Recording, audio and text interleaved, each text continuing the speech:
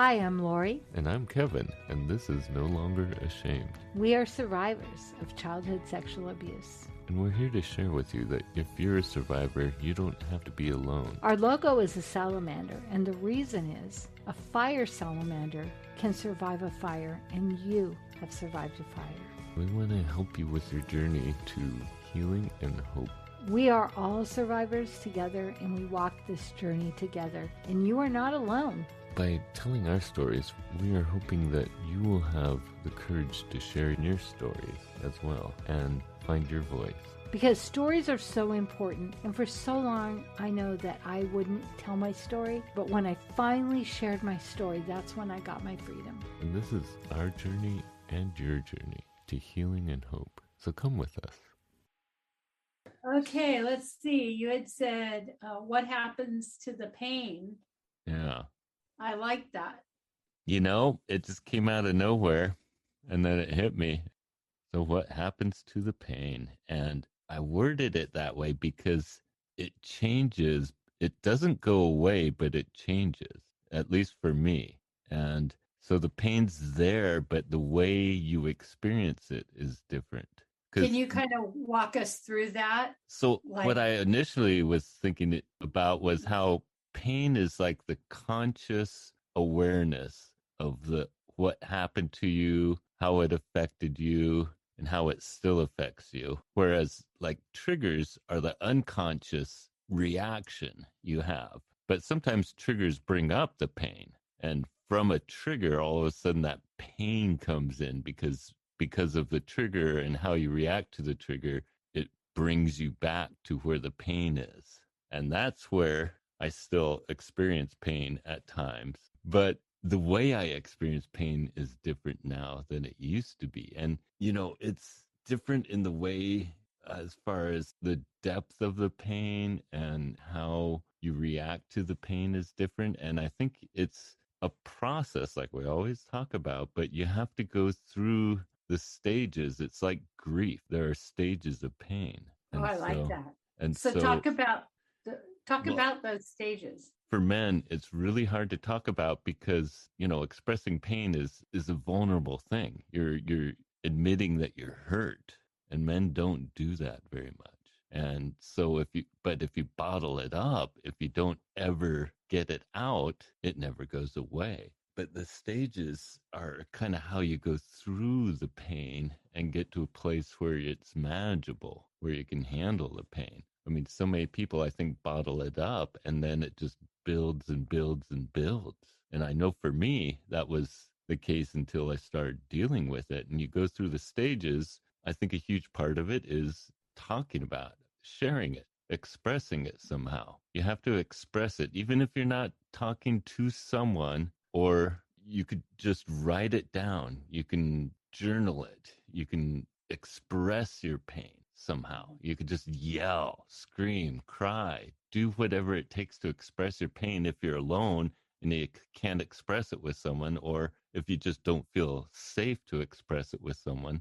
And that's the thing about being vulnerable. Men don't like to be vulnerable because they think they're weak, but it takes a lot more courage and a lot more strength to be vulnerable than to just hide it. So for men, they're doing the exact opposite of what they should be doing because they think they're stronger by hiding it. But no, it takes a hell of a lot more courage and strength to be vulnerable than to just hide it. Yeah, and I think we have witnessed people that are still hiding, even in their story. And I was thinking about how originally, the original pain, right, as the child. So that's a type of pain. Then you have this pain of holding it, repressing it, that causes you to behave badly. Then you finally tell your story and you start working through it. And so that's a different kind of pain. And that's such a raw pain because it's not the original. And there's the fear of, oh my gosh, if I acknowledge this, it's going to be as bad as the original.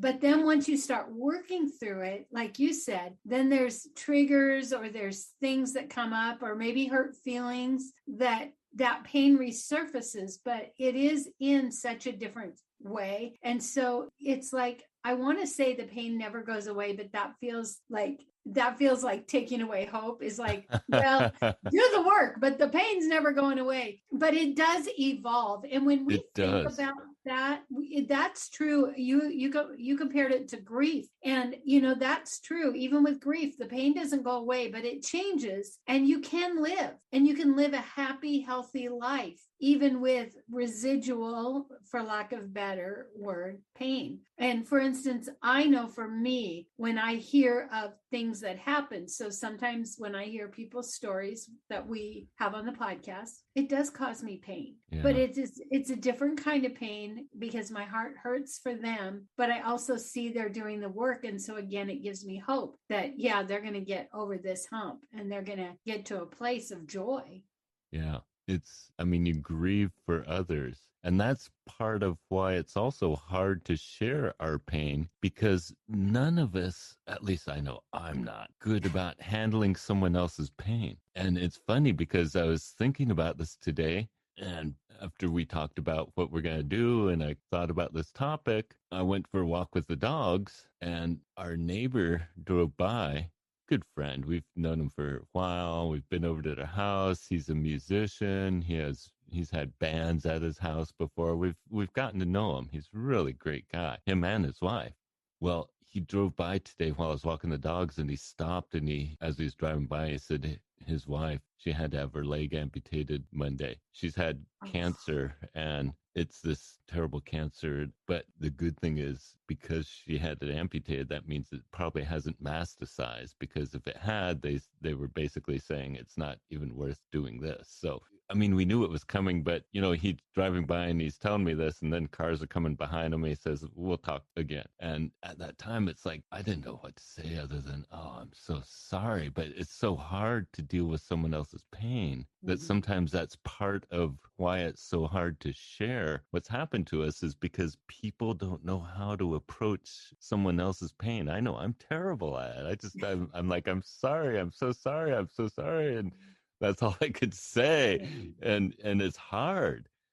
Well, and there are no magic words for pain. And I think No. that is why it's hard. And I know for some, like for me, the few times like early on when I would share something and people would have this terrible reaction, then now I've got to take care of them. Yeah. So you I'm have to reassure this, them or comfort them, because they're in shock because of what you've gone through. Yeah. And that's not fun, but that is a part of the pain too. It's like, and that's part of why sometimes we don't retell our story. We don't share because we don't want to share our pain, because that means, in a way, you're almost inflicting pain upon them. But so the stages of pain that I recognize, so when you're going through pain, it's like the stages of grief. And what's important is to express your pain so you know where it's coming from, what's giving you the pain, what happened, what is it that did it, what caused it. Is it still happening? Is this something that's still happening, or was it something back in your past that happened to you, but you're still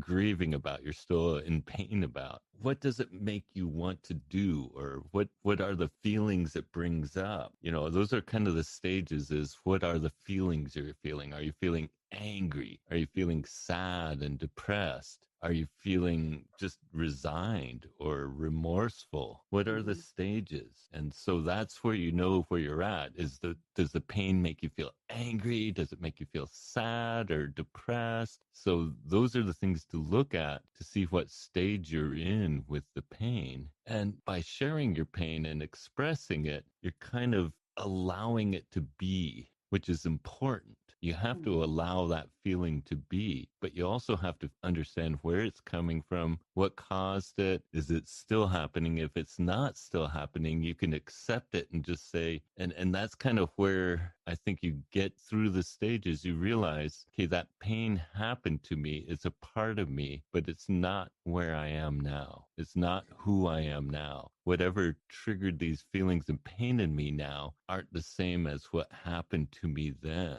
And so it doesn't affect you the same way as it did then.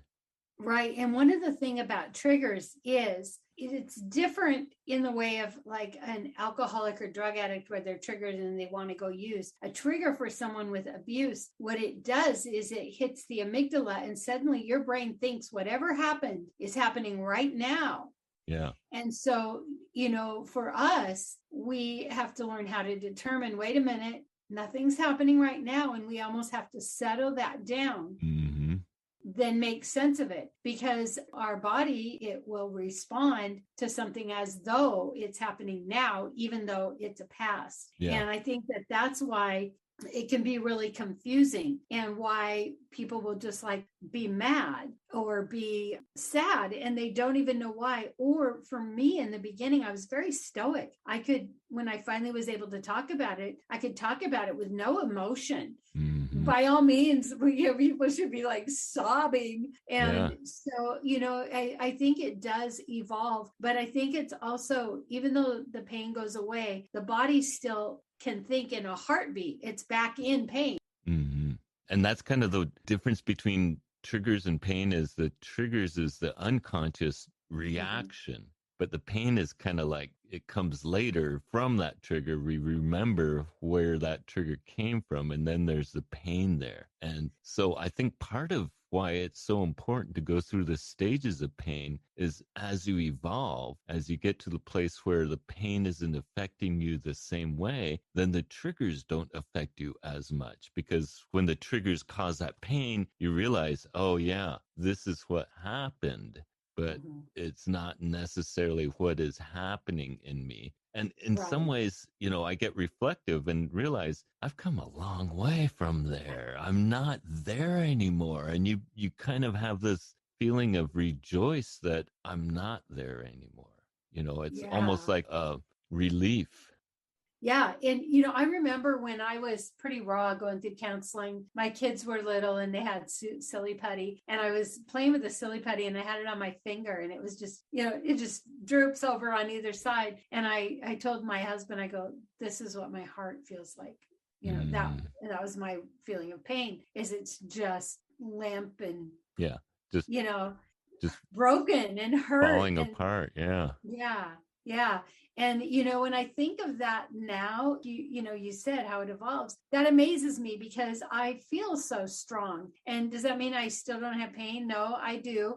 Things come up once in a while, like you said, family things or whatever. But the pain is different. In fact, this summer I went through some real pain, because when we have a background of abuse and people in our family don't understand it, and also we don't maybe want to tell them, like we may not want to tell our children terrible details about what happened. And so there's not the compassion maybe, and it's not like you want sympathy. So for me, when I recognize my kids are never going to understand what I went through, and actually that's really hallelujah, what a great thing. Yeah.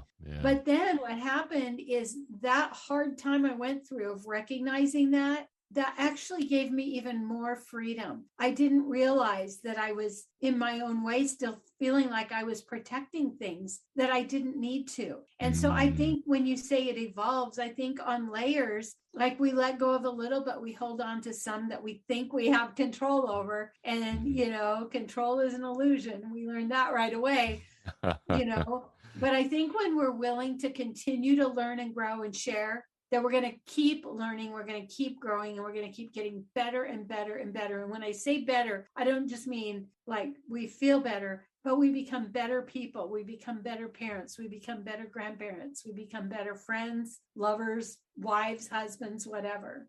Yeah. Well, and that is a big part of why it's so important to express your pain and to be vulnerable, because it takes immense courage.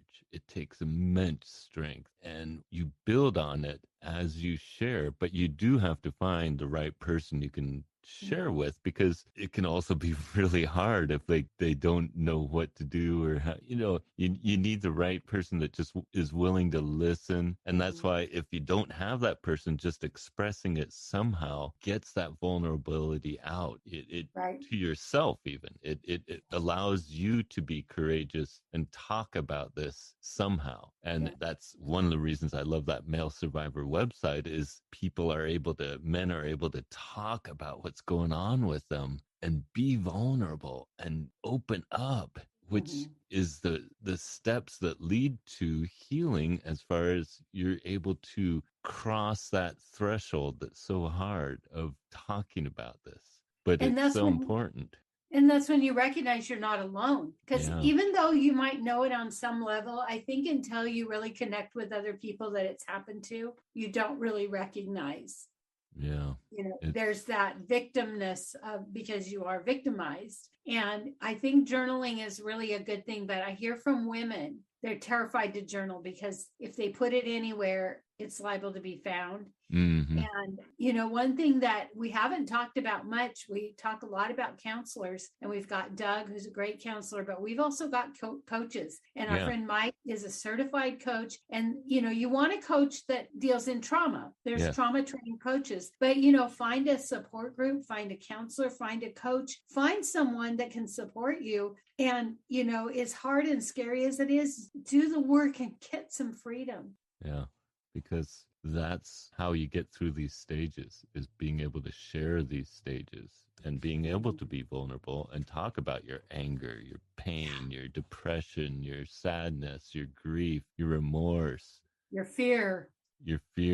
And then you can look at it and see where it's coming from and see why you have it and see that, is this still happening? Well, if not, then why am I still there? And what can I do to get past that? Pain is a part of us, but it's not the only part of us. And that's why sometimes when you go through a time of pain, and then you can look at it and say, but that's not where I am anymore. That's not who I am anymore. I'm not experiencing that anymore. That was then. Now I'm this person and I'm able to live my life. And so the pain stays there, but the evolution is that you can manage that pain in different ways because you're understanding where it's coming from, what causes it. And so you don't have to live in that stage anymore. You can manage it better because you understand where it's coming from. So it's another one of those things that no one wants to talk about, especially men, because men, admitting we're weak, which pain and hurt is always, we always kind of say that's a sign of weakness. But for men, we experience pain and we just don't like to express it. Well, just when we had, we talked with Kevin, who used to be a state patrolman, and he said people in the construction industries are the most stressed and the most suicidal. It just shows you that there is that level of, being tough and not talking. I don't know, this might sound crazy, Kevin, but I feel like maybe we need to issue a challenge. Like, I dare you to tell somebody, I dare you to admit you're in pain and see, because what you're going to find out is you think the world will end and you think people will think terrible things, but what you'll discover is you get your life back. Yeah. Well, and I think about my neighbor, talking about his pain to me, I don't feel any different about him. I understand where his pain is coming from. It won't necessarily change how they look at you. They'll want to be helpful. Whether or not they'll be able to is, I'm not always very helpful when someone tells me they're in pain. I don't know what to say. I'm sorry, but at least I know now that it doesn't necessarily change how someone's going to look at you and treat you and so forth, because, you're expressing your pain to them. People want to be sympathetic and they want to help if they can. But that's, it doesn't mean they're going to shun you or run away from you or not want to be a friend or whatever with you anymore. Two things. One is, the fact that he could say he was in pain and that he wasn't looking for anything except to let you know, you know what I mean? And then for the second thing is, like, the fact that you don't have an answer is the brilliant thing. And I just met with some chaplains, and they said part of the problem is whenever people are in, chaplains deal with people in crisis, and people come in and they want to give them all these answers, and they just want someone to be there. Yeah. They don't want to answer. We always go, I don't know what to say. Don't say anything. Just be there. And I think that that's where we feel helpless. And that's when we're likely to pull back. But if we can just go, man, I'm so sorry, like you did, and just be present. And then the thing, what you said, I love, is like your neighbor expressed that to you, and you even probably felt more love for him. Yeah, I more. appreciated that he was sharing that with me and willing to be vulnerable, Mhm. willing to show that he was in pain, because that made me feel like he trusted me. So Yeah. when you're sharing that with someone, it's honoring them in a way. And so it honors your relationship with them more. And whether how they'll take it is you have no control over, but at least you're saying, I trust you. I need to tell you something. Mhm. So, Yeah. but yeah, I mean, I think there's so many people who, and I wonder, because I didn't experience this, but you did, but to have the repressed memories, and then when the memories come back, you get this pain from out of nowhere. And I actually thought I was going to die. I mm, had one memory and I didn't know what it was. I was actually riding a horse, but what happened when I looked back is I saw a house that looked familiar to a house that something in, and it wasn't even in the same area. So it wasn't the house, uh-huh, but something in me saw that and I felt physical pain. I yeah, felt physical pain and then there was so much terror, so much fear, and I thought I was going to die and I didn't even understand. And then that's when my process started. And I remember in the midst of it, after I got past the stoic part, I remember just feeling, so much pain, but also knowing people that had gone through it. Then, because I got into some groups, it was so helpful. And to see they were in pain too, but they were still like, I had little kids at home. hmm I didn't get to have a breakdown and go to a hospital. I didn't, you know what I mean? I still had to yeah, get up, change you had diapers, to do the function feeding. still, Mhm. function through it.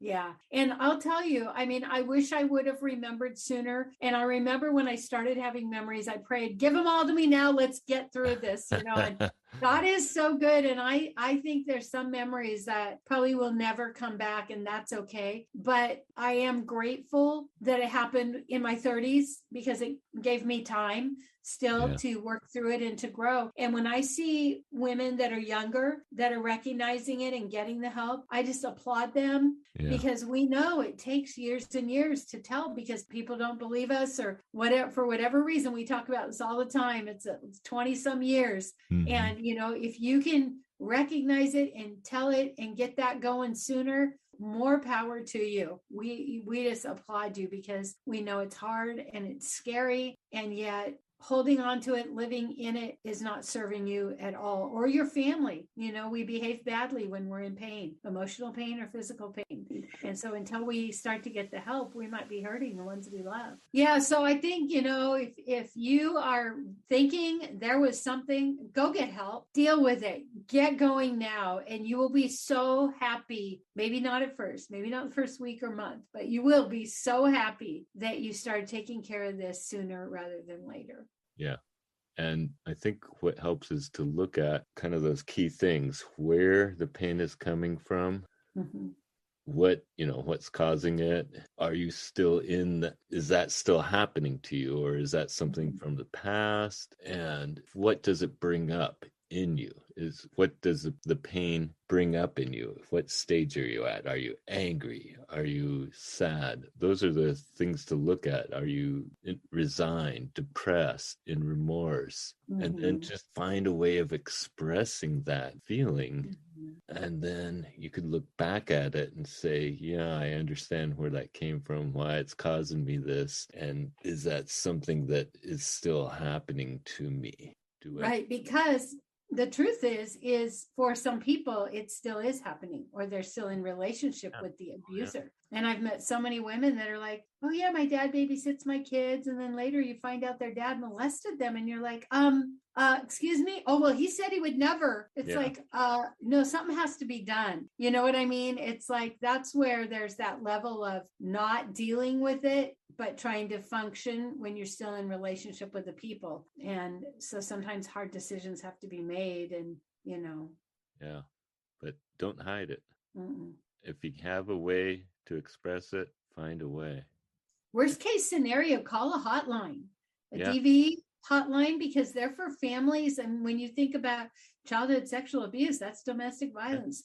Yeah. Call a hotline, start to, reach out to people that, may not know you, so you don't have to worry about being safe, and they'll help you, guide you, get you connected. And there is help. There is tons of help, and you don't have to suffer alone anymore. You can get through it. You can get to the place where it's manageable and you understand it, and you could get to that place where the pain is changed. You know, I interviewed a guy for my radio show. He wrote a book called The Joseph Principle, and he was talking about forgiveness. And he and Gary Smalley, who's quite a famous Christian writer, they called it gold digging. And they take people who had been traumatized, sexually abused as children, and they gold dig. So first they've got to find the place of forgiveness. They've got to work through their issues, but then they find the treasures. Like, I am this kind of person, which I wouldn't probably be had I not gone through that.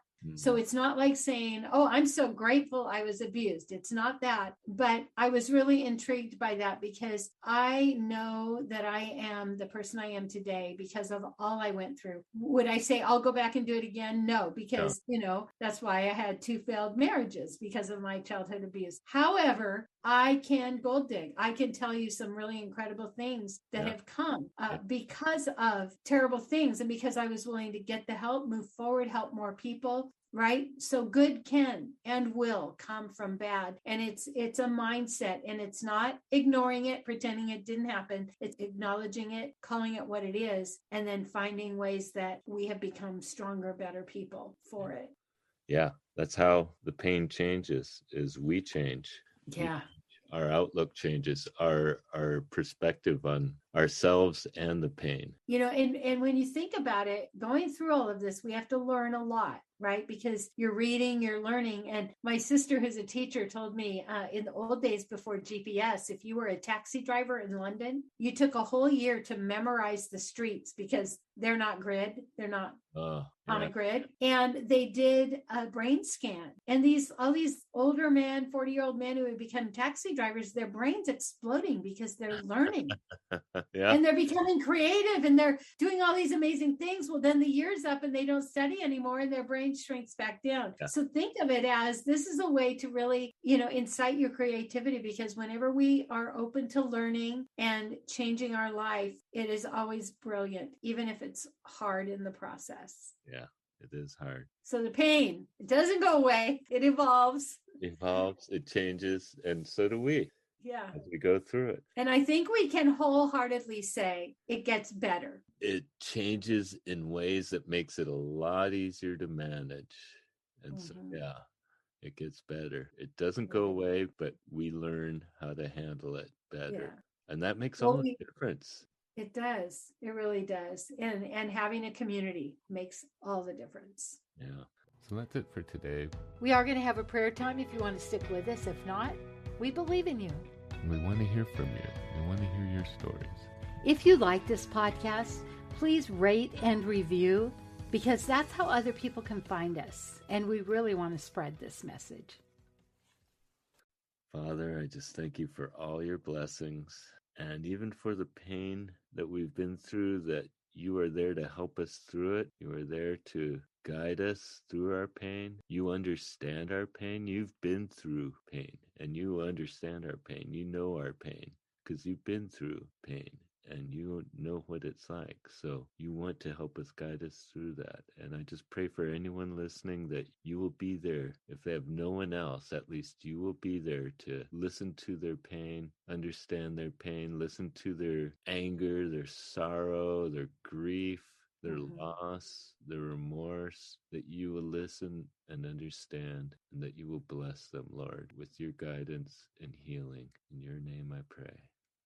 Father, I think about the people who have been hurt by Christians, or people who have, been told it was meant to be, or, who believe for whatever reason that abuse comes down from God, that he could have stopped it. Lord, that we will know that you never assigned this to any of us. This was never your will, but that men are fallen creatures, Lord, but that you are with us and you walk with us and you love us, and you want nothing more than for us to feel your love, to know that you care about us, and that you want us to thrive, and you want us to be healthy and whole. And I just pray that you will just prompt people to share their story, to share, whether it's a journal or a hotline or a support group, Lord, that they might start that process sooner than later, that they might start in knowing that they will get to a place of freedom, Lord. And the enemy is so clever, and he wants to keep us hateful and tied up in pain and afraid of telling our story. And there are lots of really